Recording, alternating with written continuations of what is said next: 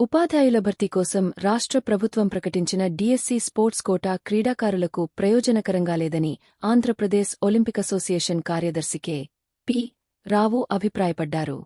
క్రీడాకారులకు ఉద్యోగ నియామకాల్లో న్యాయం జరిగేలా చర్యలు తీసుకోవాలని కోరుతూ సీఎం చంద్రబాబుకు శుక్రవారం బహిరంగలేఖ రాశారు.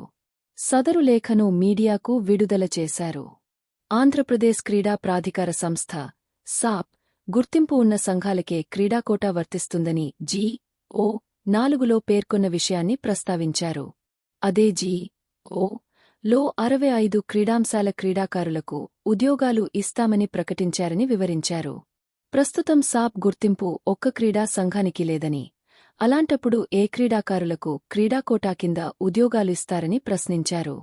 క్రీడాకోటాలో ఏ, బి కేటగిరీల విభజన సమంజసంగా లేదని, ఏ కేటగిరీలోని క్రీడాకారులకు ఉద్యోగాలు ఇచ్చిన తర్వాత మిగిలితే బి కేటగిరీలోని క్రీడాకారులకు ఇస్తామని ప్రకటించడం క్రీడా వివక్షతకు దారితీస్తుందని సూచించారు.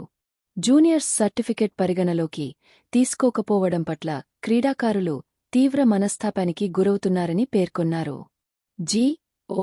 4లో ఉన్న లోపాలను సవరించి ఉద్యోగ నియామకాల్లో క్రీడాకారులకు న్యాయం చేయాలని కోరారు. లేనిపక్షంలో జి.ఓ. 4 డీఎస్సీ నోటిఫికేషన్లో ఉన్న లొసుగులపై న్యాయస్థానం ఆశ్రయించేందుకు కొన్ని క్రీడా సంఘాలు సిద్ధమవుతున్నట్లు తనకు సమాచారం తెలిసిందని వివరించారు. క్రీడా సంఘాలు న్యాయస్థానాల ఆశ్రయిస్తే క్రీడా కోటాలో ఉపాధ్యాయుల భర్తీ ప్రక్రియ కొన్నేళ్లపాటు నిలిచిపోయే అవకాశం ఉందన్నారు. జి.ఓ.